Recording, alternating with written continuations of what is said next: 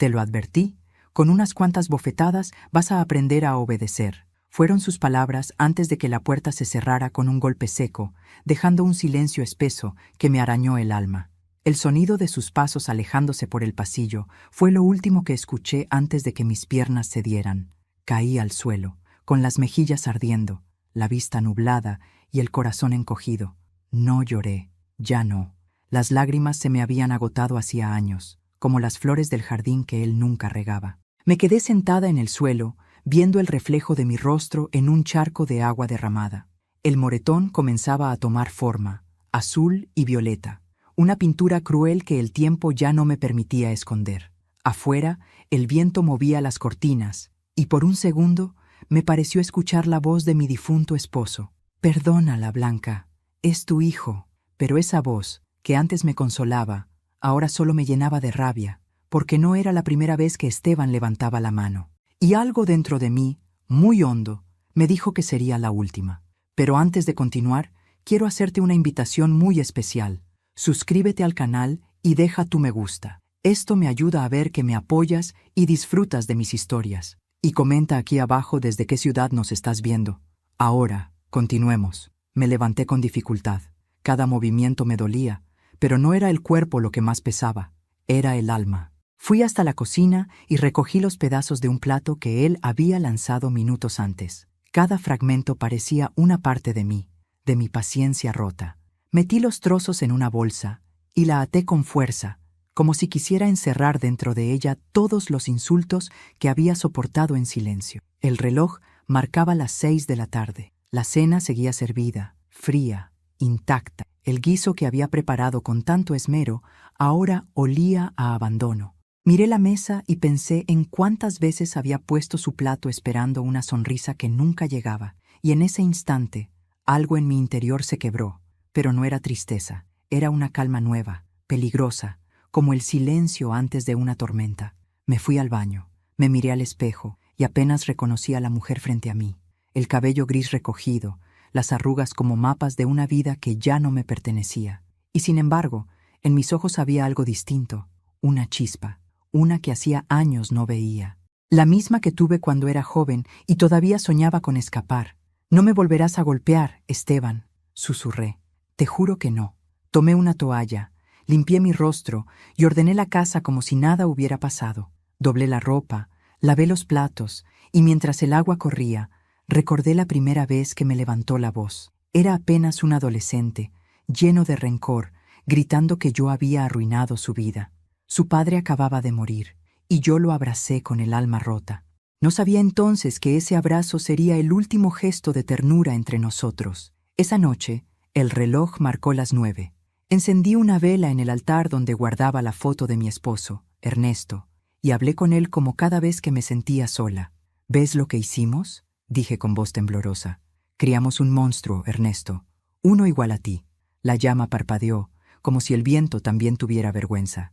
Recordé cómo Ernesto, en vida, me decía que la obediencia era amor, y cómo esa mentira había echado raíces en el corazón de nuestro hijo. Subí las escaleras, cada peldaño sonaba como un eco del pasado. En el pasillo, la puerta de la habitación de Esteban estaba entreabierta. Entré en silencio. Todo olía a tabaco, a cerveza, a ira. Sobre la mesa, un montón de recibos y cartas sin abrir, y en el suelo, una fotografía rota. Yo con él, cuando aún sonreía. Recogí los pedazos y los guardé en mi bolsillo. No sé por qué lo hice. Tal vez para recordar hasta dónde llega el amor antes de morir. Bajé nuevamente al comedor y me senté frente al plato vacío.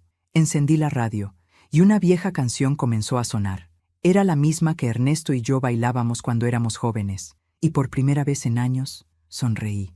Una sonrisa leve, casi invisible, porque mientras la música llenaba el aire, entendí algo. Había estado viviendo como un fantasma, pero esa noche iba a empezar a vivir de nuevo. Me levanté y comencé a limpiar cada rincón de la casa con precisión casi ritual. Lavé las cortinas, lustré la vajilla, encendí incienso. Todo debía estar perfecto. No por él, sino por mí.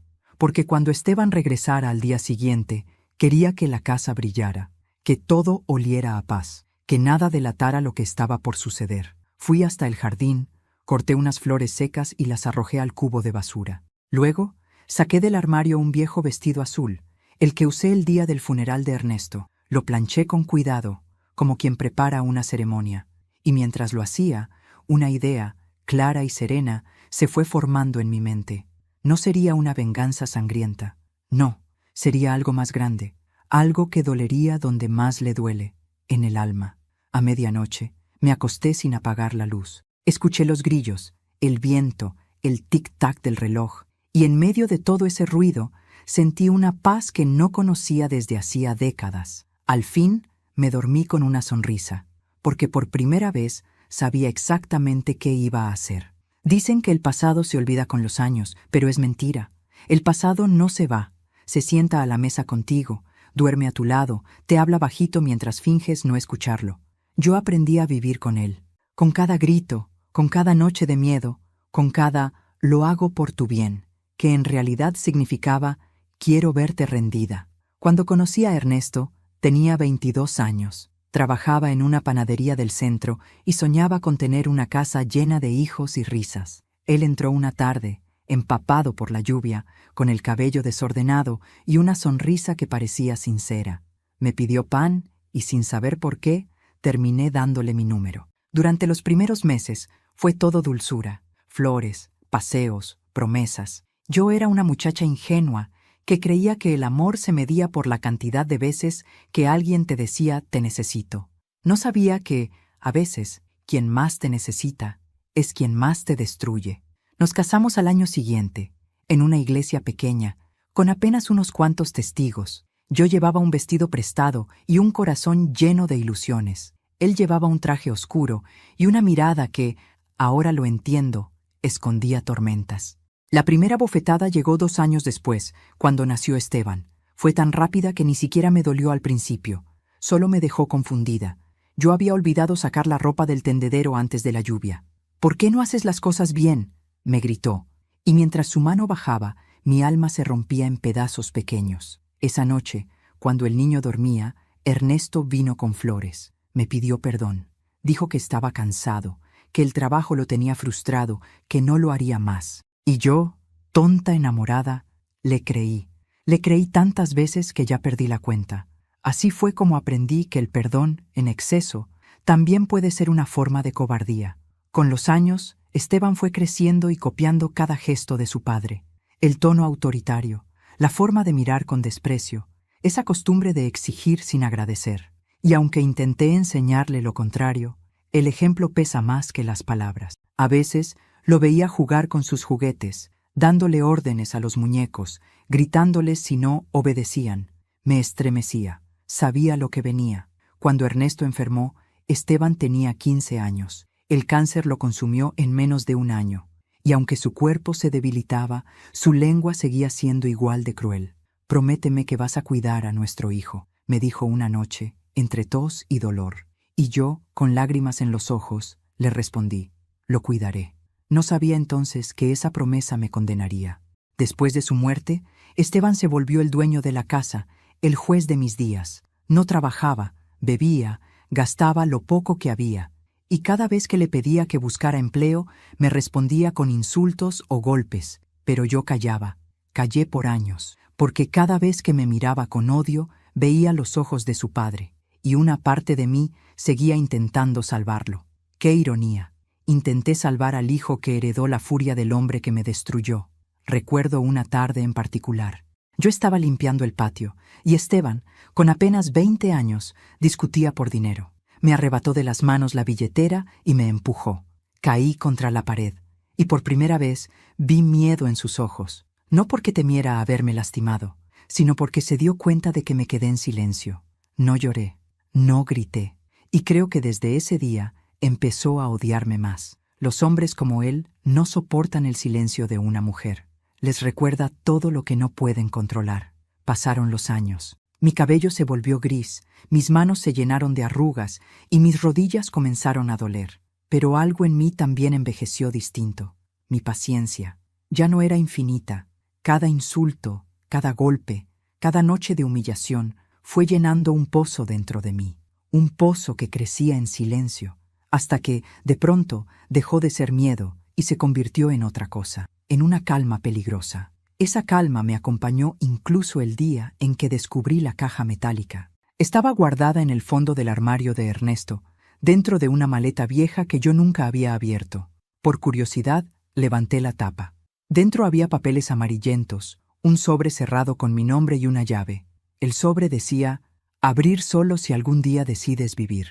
Al leer eso, sentí que Ernesto me hablaba desde el más allá. Guardé la carta sin abrirla y la llave dentro de un frasco de vidrio escondido en la despensa. No estaba lista. Aún no. Porque en aquel entonces todavía creía que podía cambiar a Esteban. Pero ya no más. Esa esperanza se murió la tarde de las bofetadas. Y aunque me dolió el alma al admitirlo, también sentí alivio. A veces, perder a un hijo que solo sabe lastimarte es la única forma de volver a encontrarte a ti misma. Esa noche, mientras preparaba la cena, pensé en Ernesto, en Esteban y en la mujer que fui. Miré mis manos, temblaban. Sí, pero también eran firmes, capaces. El miedo que me había sostenido tantos años empezaba a perder fuerza, y comprendí que la vida me estaba empujando a tomar una decisión. No una venganza impulsiva, sino una justicia lenta, de esas que duelen más que un golpe. Fui hasta la ventana. Afuera, el viento movía las cortinas igual que la noche anterior, pero esta vez no sentí frío, solo determinación. Al día siguiente, me levanté temprano, vestí mi ropa más sencilla y abrí el armario donde estaba la maleta vieja. Tomé la caja metálica y la coloqué sobre la mesa. Respiré hondo y por primera vez en muchos años me sentí viva. Nunca he creído en las casualidades. Todo en la vida llega cuando uno está dispuesto a abrir los ojos. Y aquella mañana, mientras la luz del amanecer se filtraba entre las cortinas y el reloj marcaba las 6, supe que había llegado mi momento. La caja metálica seguía sobre la mesa del comedor, reluciente bajo la lámpara, como si esperara que por fin tuviera el valor de enfrentar lo que guardaba. La observé largo rato, temiendo que su contenido pudiera cambiarlo todo. Y lo cambió. Metí la llave en el pequeño candado. Giró con un clic suave, casi amable. Dentro había documentos, una vieja libreta, un sobre sellado y una fotografía doblada. En la foto estábamos los tres, Ernesto, Esteban y yo. Yo sonreía, ellos no.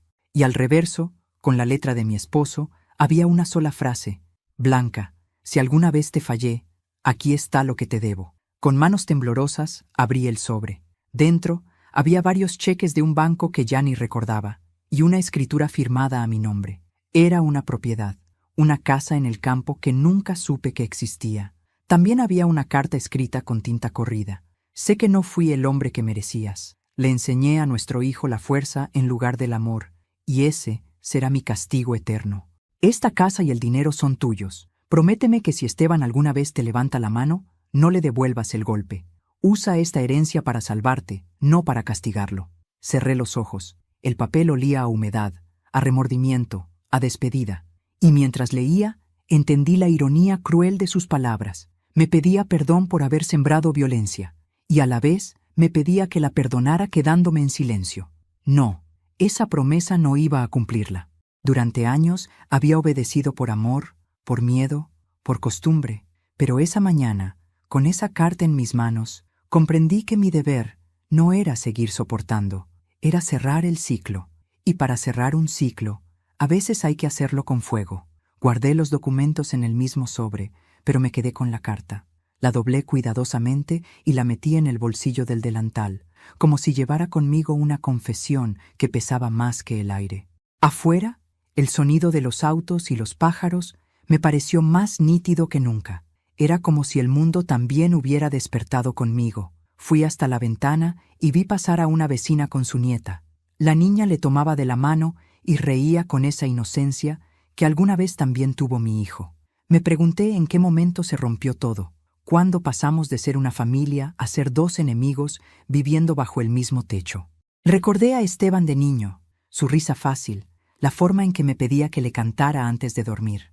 Recordé cómo dormía abrazando mi brazo, diciéndome que cuando creciera iba a protegerme, y ahora era yo quien tenía que protegerme de él. Qué triste es ver cómo el amor se pudre cuando se riega con miedo. Pasé el resto del día en silencio, lavé la ropa, cociné sin hambre, limpié los cristales, hice todo como siempre, pero con la mente en otra parte. Cada movimiento era parte de una coreografía secreta, porque esa noche, decidí, comenzaría mi plan. A las 6 de la tarde, escuché el ruido del motor del auto. El corazón me dio un vuelco. Esteban volvía. Su paso pesado resonó en el pasillo. El olor a alcohol fue lo primero que invadió la casa. Ni siquiera me miró. Arrojó las llaves sobre la mesa y me gritó desde el comedor. «¿Dónde está el dinero que me prometiste?» «No te prometí nada, hijo». «Mentira. Dijiste que me ibas a ayudar». Su voz era un látigo. Yo seguí picando cebolla, despacio, sin levantar la mirada. Eso lo enfureció más. «Contéstame», gritó golpeando la mesa. «Estoy harto de que me ignores». Me giré despacio, lo miré a los ojos y le dije, «No te ignoro, Esteban. Solo aprendí a no tenerle miedo a lo que ya no me importa». Esa frase lo descolocó. No supo qué decir. Tomó una botella, bebió directamente del pico y se fue a su cuarto dando un portazo. Yo me quedé ahí, escuchando cómo su rabia se apagaba detrás de la puerta. Cuando el silencio volvió a ocupar la casa, saqué la carta de Ernesto y la puse sobre la mesa. Le hablé a su fotografía, como hacía siempre. «¿Ves, Ernesto?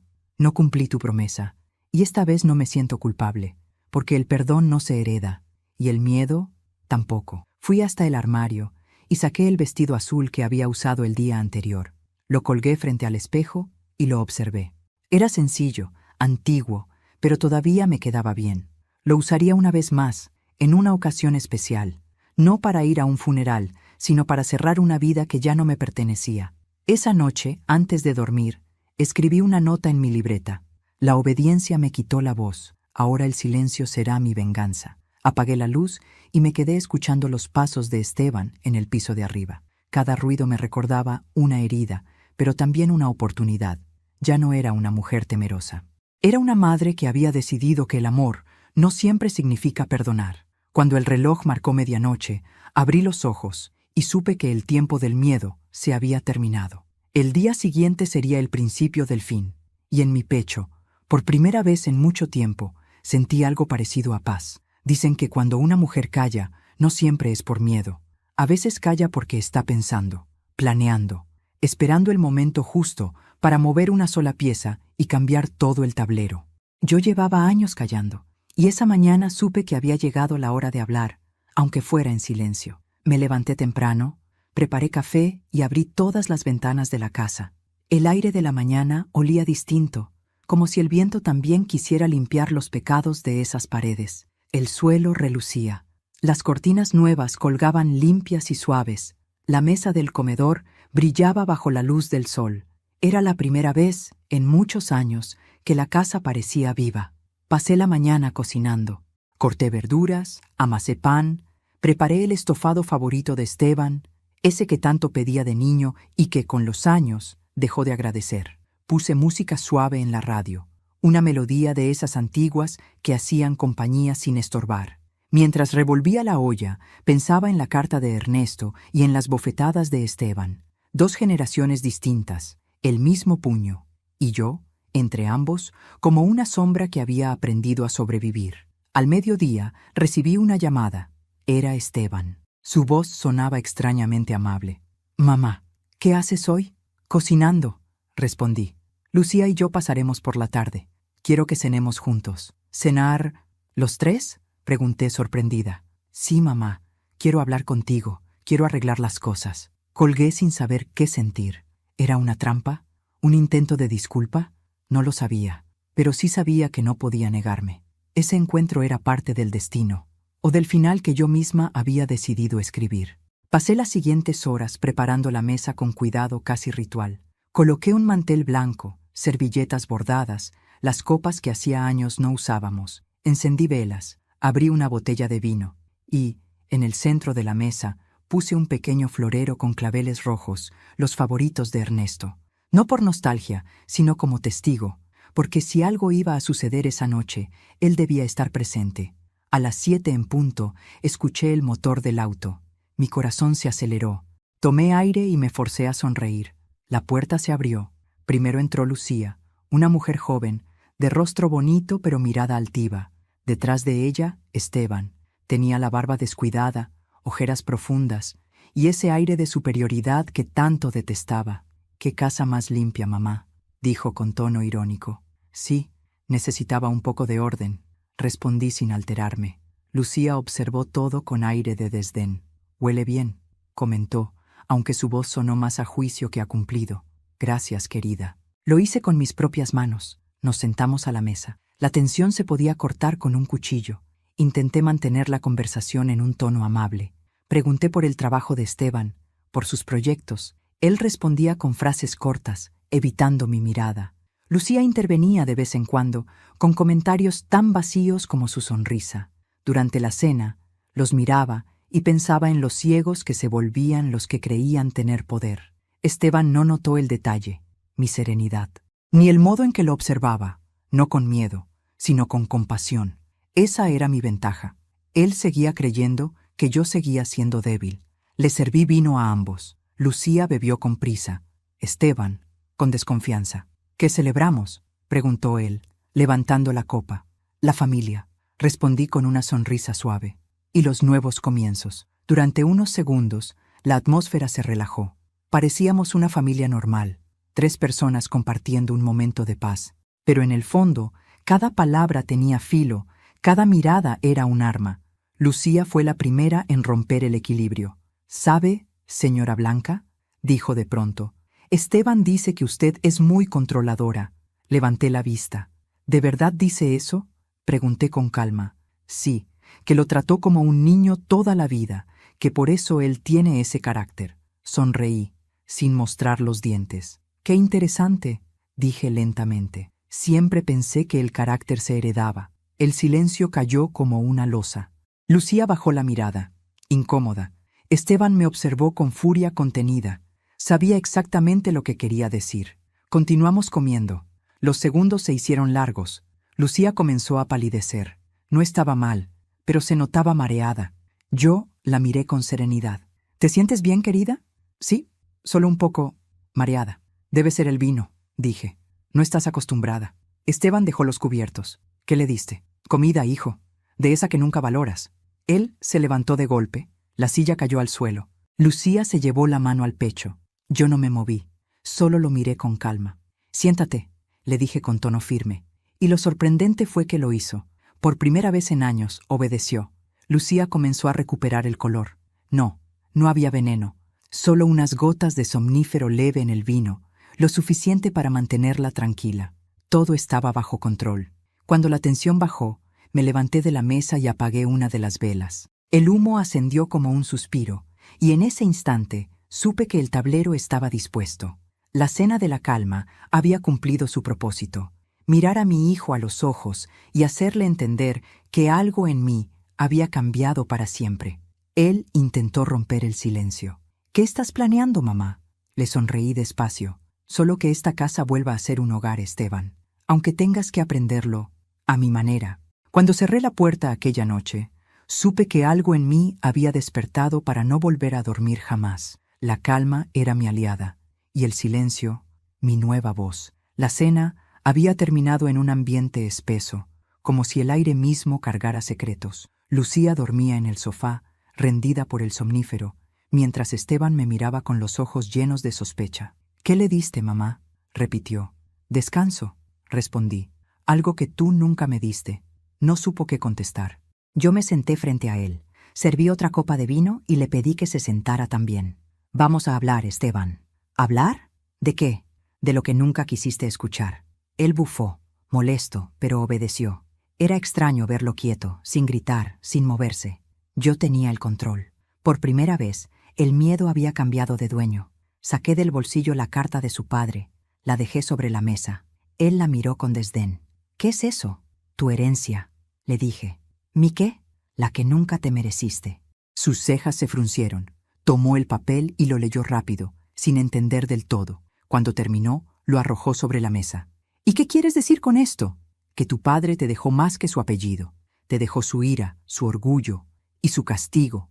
El color se le fue del rostro. «No hables de él», dijo entre dientes. «¿Por qué no? Si fue él quien te enseñó a odiarme». Se levantó, golpeó la mesa. Las copas tintinearon. «No digas estupideces». «No son estupideces, hijo.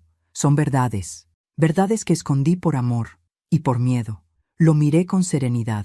Él respiraba agitado, como un animal acorralado. Y en ese momento lo comprendí todo. No estaba frente a mi hijo. Estaba frente al reflejo exacto del hombre que me destruyó durante 30 años. Pero antes de continuar, dime aquí en los comentarios qué te está pareciendo esta historia hasta ahora y qué harías tú en mi lugar. No te vayas del video, porque lo que viene a continuación te pondrá la piel de gallina. Ahora continuemos. Se dejó caer en la silla. El vino en su copa se movía como sangre viva. Yo, en cambio, estaba en paz. Había esperado este momento más de medio siglo. ¿Sabes, Esteban?, dije con voz tranquila. Cuando eras niño, solías esconderte bajo la cama cuando tu padre gritaba, y cuando él se iba, salías llorando, diciéndome que no querías parecerte a él. ¿Lo recuerdas? No me vengas con tus cuentos, gruñó. Lo recuerdo bien, continué. Tenías 5 años. Me tomabas de la mano y decías que me protegerías. Y míranos ahora. Tú eres el que golpea y yo la que sangra. Él apartó la mirada. En su silencio había una grieta, una que yo conocía muy bien, la del remordimiento. Me levanté, tomé la botella de vino y rellené su copa. Bebe, hijo. No quiero. Bebe, dije, mirándolo a los ojos. Esta vez no hay veneno, solo verdad. Tomó la copa con mano temblorosa y bebió un trago. Yo me mantuve de pie, detrás de la mesa. ¿Por qué haces esto?, preguntó. Porque ya no tengo nada que perder. Ni miedo, ni juventud, ni amor. Tú me lo quitaste todo. El reloj de pared marcó las 11. Lucía seguía dormida. La casa entera parecía contener la respiración. ¿Y qué piensas hacer, mamá? ¿Matarme?, se burló. Sonreí. No, eso sería fácil. Quiero que vivas. Quiero que sientas lo que yo sentí cada vez que escuché tus pasos, acercándose, sabiendo que venías a herirme. Sus labios se apretaron. Se llevó la mano al rostro, nervioso. ¿Estás loca? No, hijo. Estoy despierta. Saqué del cajón la vieja libreta donde había anotado cada golpe, cada insulto, cada deuda que tuve que pagar para mantenerte. La arrojé frente a él. Ahí está toda tu historia. Y ahora dime, Esteban, ¿quién educó a quién? La abrió, la hojeó. Las páginas estaban llenas de fechas, de palabras que dolían. Por primera vez lo vi sin máscara. Era solo un niño grande, perdido, atrapado en su propia violencia. No quiero leer esto, dijo, empujando la libreta. Claro que no. La verdad siempre quema, pero esta noche la vas a mirar a los ojos, porque yo ya lo hice. Me acerqué despacio, puse mi mano sobre su hombro. Él no se apartó. Su cuerpo temblaba, quizás de culpa, quizás de miedo. No te odio, Esteban, susurré. Él levantó la mirada, sorprendido. Te compadezco, porque serás tú quien viva con el recuerdo de lo que hiciste, y esa será tu condena. Me di la vuelta y apagué la última vela. Solo quedó la penumbra, el olor del vino y el sonido del reloj. Y por primera vez en muchos años supe que el tiempo estaba de mi lado. Esa noche, cuando Esteban se fue a dormir, o fingió hacerlo, la casa quedó sumida en un silencio que no era de paz, sino de espera. La vela se había consumido por completo, y la cera derretida parecía un reloj detenido sobre la mesa. Me quedé allí sentada, mirando las sombras que el fuego había dejado en la pared. Cada sombra tenía una forma, una de Ernesto, otra de Esteban y otra mía, más pequeña, encogida, pero todavía viva. Fui hasta el armario y saqué la caja metálica. La había vuelto a cerrar después de leer la carta, pero esta vez no me temblaron las manos. Sabía que lo que contenía era la llave del final, y quizá el comienzo de algo nuevo. Puse la caja sobre la mesa del comedor, la misma donde, horas antes, mi hijo había bebido vino con resentimiento. Giré la llave y la abrí con un sonido seco, como un suspiro viejo. Dentro, además de los documentos que ya conocía, había algo más. Una libreta pequeña, envuelta en un pañuelo de seda, y una carta, distinta a la anterior, con una frase escrita en la portada. Para Esteban, cuando ya no quede nada que esconder. Me quedé inmóvil. Nunca había visto esa carta antes. La tomé con cuidado, como si fuera una reliquia frágil. No era para mí, era para él, y sin embargo, sabía que debía leerla. Deslicé el papel y comencé a leer. Reconocí la letra de Ernesto, firme, sobria, pero con trazos nerviosos al final. Hijo, si estás leyendo esto, es porque tu madre decidió contarte la verdad. Lo que callamos en vida, termina por pudrirse entre los vivos. Y yo no quiero que ella cargue sola con la culpa de mis decisiones. Durante años creí que eras mi sangre, pero no lo eres. Tu madre te crió como suyo, y yo lo permití, porque ella tenía más amor que yo valor. No sé quién fue tu verdadero padre. Ella nunca quiso decírmelo. Solo sé que cuando llegaste a nuestra casa, eras un niño abandonado en un hospital. Ella te miró una sola vez, y supo que te amaría más que a su propia vida. Sentí que el aire se me escapaba del pecho. Leí esas líneas una y otra vez, sin poder creerlo. Ernesto, el hombre que lo golpeó, que lo humilló, que lo llamó mi hijo con orgullo violento, no lo era. Y yo había guardado ese secreto durante más de 20 años. Cerré los ojos. Las lágrimas que no habían salido en meses comenzaron a brotar, silenciosas, pesadas, no de culpa, sino de cansancio, de cargar sola con una verdad que me había quemado el alma. Recordé ese día, tantos años atrás, el día que lo encontré. Llovía sin tregua. Yo trabajaba en el hospital local, limpiando pasillos, cuando oí un llanto que venía del área de urgencias. Un bebé envuelto en una sábana azul, abandonado en una camilla. Nadie lo reclamó, nadie lo buscó. Y yo, sin poder tener hijos, sentí que Dios me lo enviaba. No pedí permiso, simplemente lo amé. Cuando Ernesto regresó del trabajo, le conté lo que había hecho. Su primera reacción fue furia. Dijo que la gente hablaría, que él no quería criar al hijo de nadie, pero cuando lo vio dormir en mis brazos, cayó. No porque se enterneciera, sino porque entendió que no podía cambiar lo que ya era mío. Me dijo que si lo mantenía en secreto, lo aceptaría, y yo acepté su condición. Creí que el amor podía cubrir cualquier mentira. Me equivoqué. Esa mentira se volvió semilla de todo lo que vino después. Ernesto lo trató siempre como si tuviera que demostrarle algo, y Esteban creció buscando un amor que nunca encontró. Su rabia, su necesidad de control, su violencia, eran el eco de un vacío que yo ayudé a crear. Tomé la carta con ambas manos y la apreté contra mi pecho. No sabía si mostrarla o esconderla otra vez, pero ya no podía seguir ocultando nada. Él debía saberlo. No por castigo, sino por justicia. Subí las escaleras. La puerta de su habitación estaba entreabierta. Lo encontré sentado al borde de la cama, fumando, con la mirada perdida. «No puedes dormir», le dije. «Tú tampoco, por lo que veo». Entré sin pedir permiso. Llevaba la carta en la mano. «Esto es para ti». La tomó, desconfiado. Cuando vio el nombre de su padre en el sobre, su expresión cambió. «¿Qué es esto, mamá?» «La verdad». Se quedó en silencio. La abrió. Comenzó a leer. Su respiración cambió. Su rostro se transformó. Primero incredulidad, luego furia, y al final una tristeza que no había visto jamás. «¿Esto es cierto?», preguntó con voz quebrada. Asentí. «¿Y tú lo sabías? Desde el principio. ¿Por qué no me lo dijiste?» «Porque te amaba, y tenía miedo de perderte». Se levantó de golpe, tambaleándose. «No soy tu hijo, eres mi hijo», respondí con firmeza. «Aunque no lleves mi sangre». Él negó con la cabeza, desesperado. «Todo fue una mentira». «No, la mentira fue la tuya, Esteban. La de creer que el amor se mide a golpes». Me miró con los ojos llenos de lágrimas que no se animaba a soltar. Su voz se volvió apenas un susurro. «Entonces, ¿quién soy?» «Eres lo que elijas ser», dije, acercándome. «Pero si sigues siendo el hombre que aprendiste a imitar, morirás vacío». Por un instante vi al niño que había sido, aquel que se escondía bajo la cama, aquel que temblaba cuando su padre gritaba, aquel que alguna vez me abrazó y me dijo «Mamá». Extendí la mano y acaricié su mejilla. Él no se apartó. Por primera vez, no había odio en su mirada, solo confusión, solo dolor. «No te traje al mundo», susurré, «pero te salvé de él, y aunque me hayas herido 1000 veces, siempre serás el niño que recogí del frío». Se llevó las manos al rostro y lloró. Lloró como no lo había hecho nunca, y yo, en silencio, lo dejé llorar, porque a veces el llanto es la única forma de limpiar una vida entera. El amanecer llegó gris, como si el cielo aún dudara si debía iluminar una casa donde el amor había muerto tantas veces. No dormí.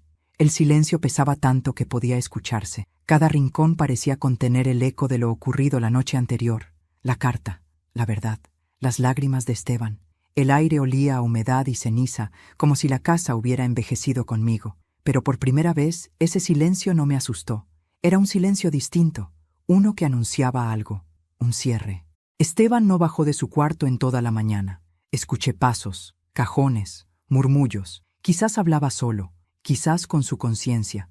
De vez en cuando, el suelo crujía bajo su peso y yo me quedaba quieta, esperando un golpe, un insulto, cualquier cosa familiar. Pero no llegó nada, solo el ruido suave de una puerta que se abría y se cerraba una y otra vez. A media tarde, bajó.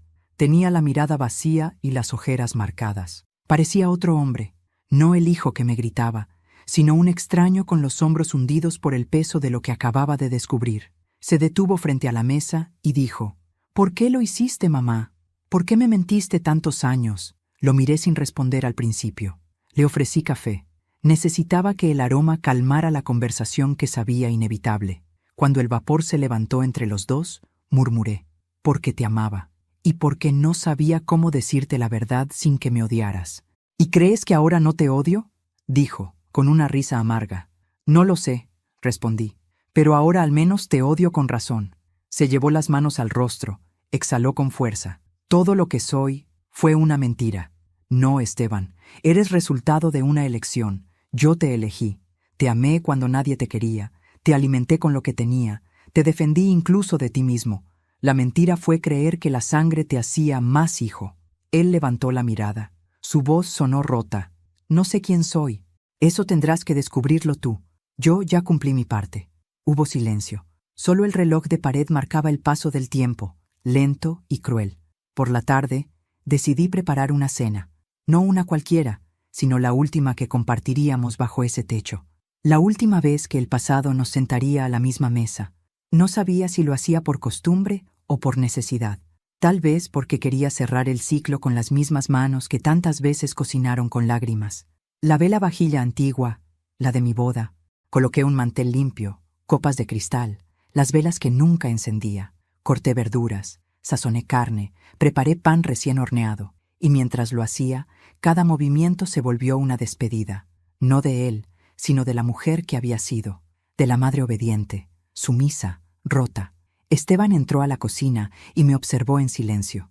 Su mirada era una mezcla de desconcierto y culpa. «¿Otra vez cocinando?», preguntó. «Sí», sonreí apenas. «Una cena como las de antes. No sé si tengo hambre. No importa. Come por respeto, no por apetito». Lo invité a ayudarme. Me sorprendió cuando lo hizo sin protestar. Peló papas torpemente, trozó pan. A veces nuestras manos se rozaban y se detenían, incómodas. Pero no hubo violencia. Solo una calma tensa, extraña.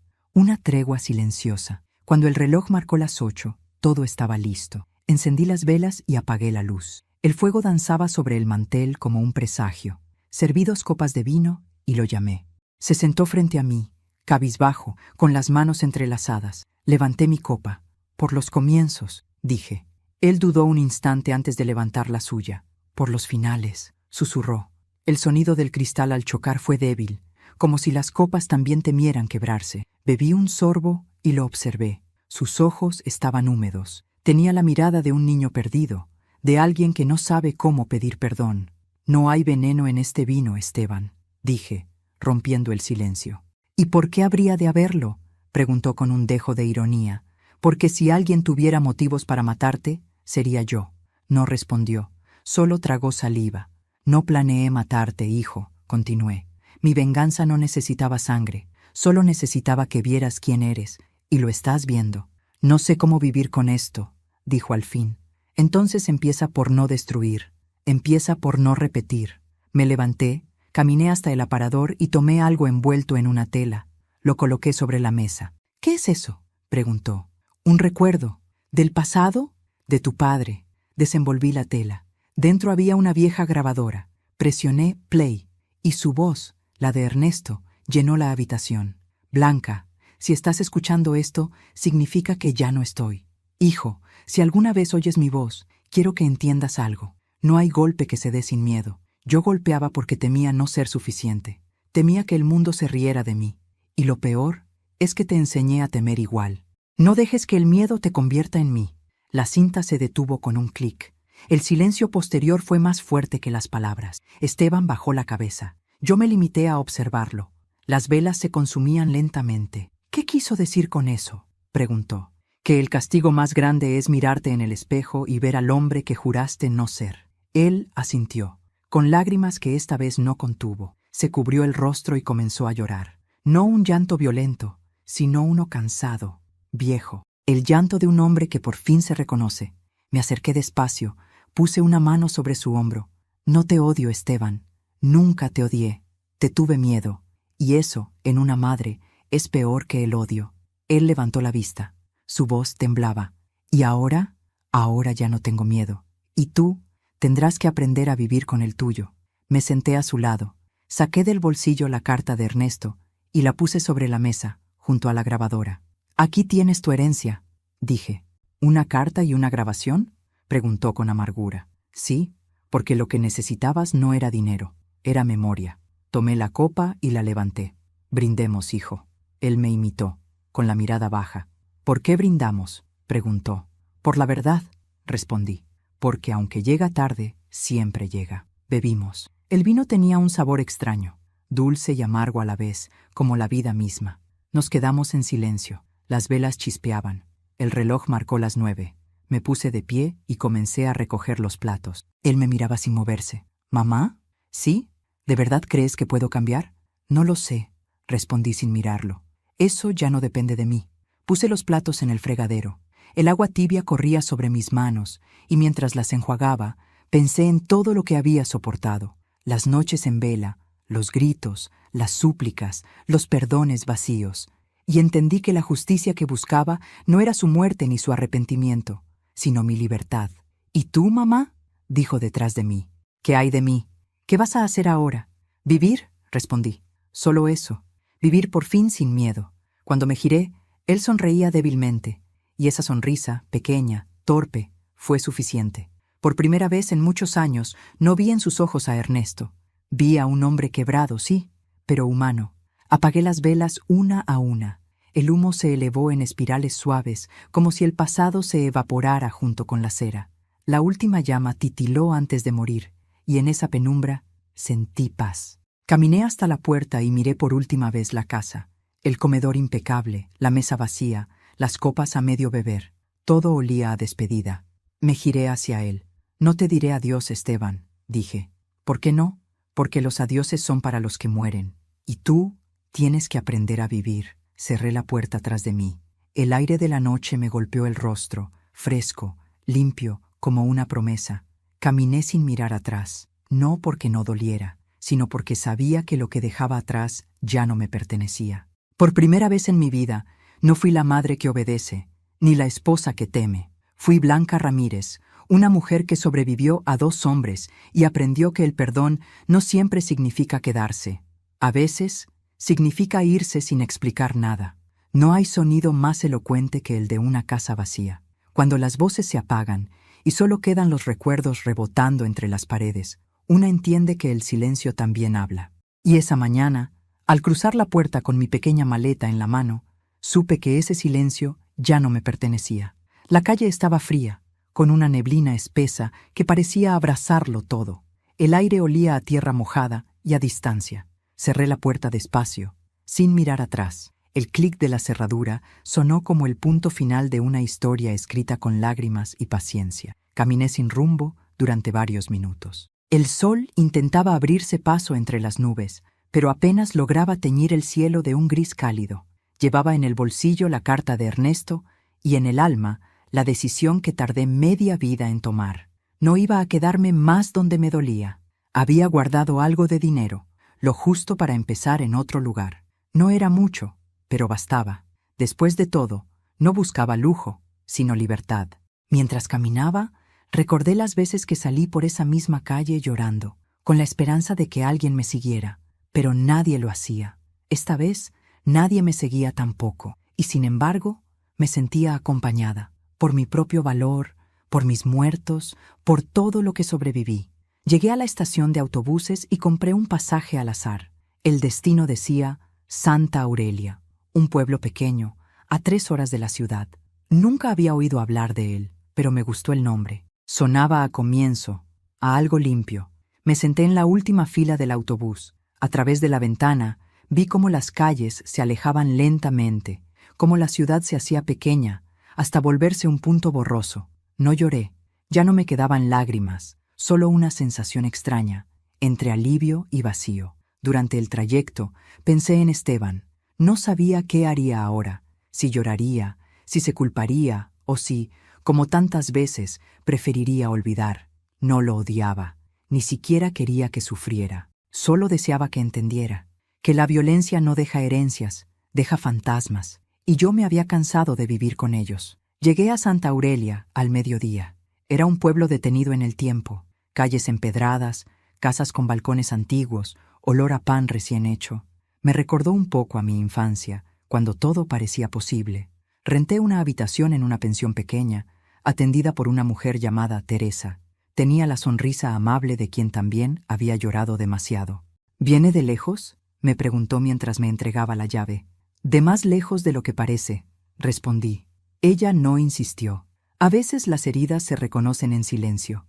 El cuarto era sencillo: una cama, una mesa, una ventana que daba a un jardín con flores amarillas. Dejé la maleta sobre la cama y me quedé mirando el paisaje. Por primera vez en muchos años, no tenía a nadie esperando detrás de una puerta. Nadie que me gritara, nadie que me ordenara, nadie que me necesitara. Era extraño, casi doloroso, pero también hermoso. Pasaron los días. Comencé a levantarme temprano, a caminar por el mercado, a tomar café con las vecinas. Aprendí a bordar con unas mujeres del barrio, y poco a poco, la soledad dejó de doler. Me gustaba sentarme al atardecer en la plaza y ver a los niños correr. Sus risas eran un recordatorio de lo que la vida debería haber sido siempre: simple, ligera, inocente. Una tarde, mientras tomaba café, vi a un hombre joven ayudando a una anciana a cruzar la calle. Tenía algo en la mirada, una mezcla de ternura y arrepentimiento que me atravesó. Por un instante, creí ver a Esteban, pero no era él. Y sin embargo, esa visión me hizo sonreír, porque entendí que el amor que damos, incluso cuando no se devuelve, nunca desaparece del todo. Sigue existiendo, se transforma, encuentra otros caminos. Una semana después, llegó una carta. El sobre llevaba mi nombre, escrito con la letra torpe pero familiar de Esteban. Temblé antes de abrirla. Tenía miedo de lo que pudiera decir. Mamá, no sé por dónde empezar. La casa está vacía sin ti. Las paredes parecen hablar y todo me recuerda a las veces que no te escuché. Encontré tus cosas, tus notas, tus libretas. Leí cada palabra. Me dolió ver en papel lo que te hice. Ahora entiendo por qué callabas tanto. No sé si merezco tu perdón, pero quiero intentar cambiar. A veces escucho la voz de papá en mi cabeza, y por primera vez no me da miedo, me da vergüenza.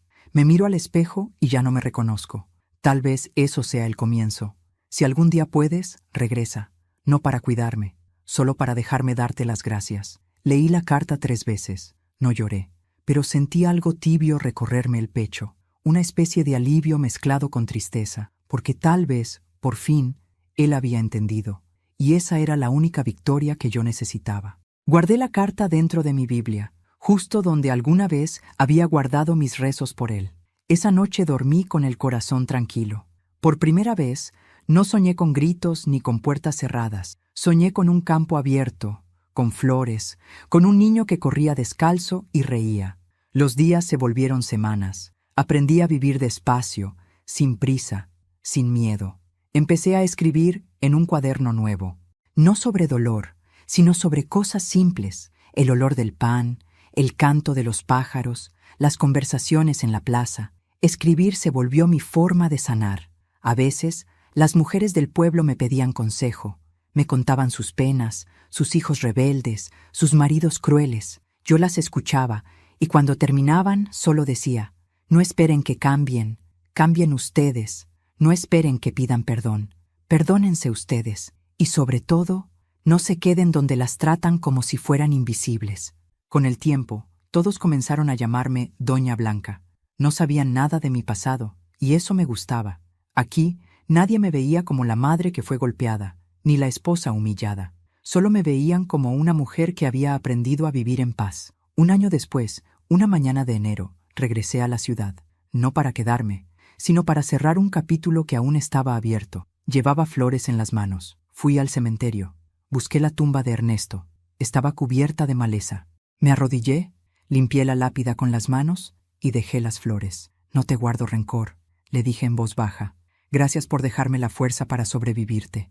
Tu herencia fue el miedo, pero aprendí a convertirlo en valor. Luego caminé hacia la vieja casa. La puerta estaba entreabierta. Entré despacio. Todo estaba en silencio. El polvo cubría los muebles y las cortinas colgaban como sombras. El aire olía a abandono. A final, en el comedor, sobre la mesa, había un sobre. Reconocí la letra de Esteban. Vendí la casa. Me fui lejos, mamá. No sé a dónde, pero necesito empezar de nuevo. Gracias por no rendirte conmigo, aunque no lo merecía. Si algún día paso por Santa Aurelia, te buscaré. No para que me abraces, sino para verte sonreír. Doblé la carta y la guardé junto a la anterior. Salí de la casa y cerré la puerta. Esta vez no sentí tristeza, solo paz. La verdadera venganza había sido esa, dejar de necesitar justicia. Regresé a Santa Aurelia esa misma tarde. El autobús avanzaba lento, y por la ventana vi cómo el sol caía detrás de las montañas. El cielo se tiñó de naranja, y por primera vez en mucho tiempo sonreí sin esfuerzo. Cuando llegué al pueblo, Teresa me esperaba en la puerta con una sonrisa. ¿Todo bien, doña Blanca? Sí, hija, todo en su lugar. Esa noche, antes de dormir, me miré al espejo. Había canas nuevas, arrugas más profundas, pero mis ojos tenían brillo. El brillo de quien sobrevivió al infierno y decidió quedarse en la vida. Apagué la luz y me recosté. El viento movía las cortinas y el sonido del jardín entraba por la ventana. Cerré los ojos y pensé.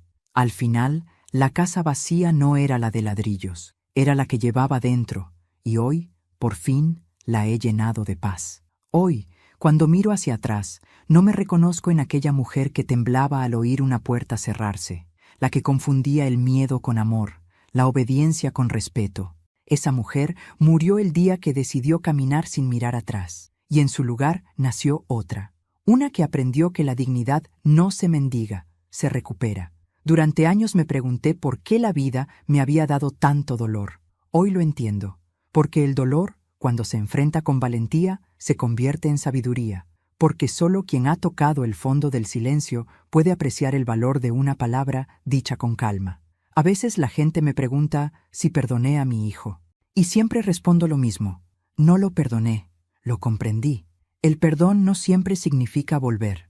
A veces perdonar es soltar sin odio y seguir viviendo sin miedo. Si tú, que estás escuchando mi historia, has sentido que tu voz no vale, que tus lágrimas no importan, o que te acostumbraste a ser invisible, quiero que recuerdes algo.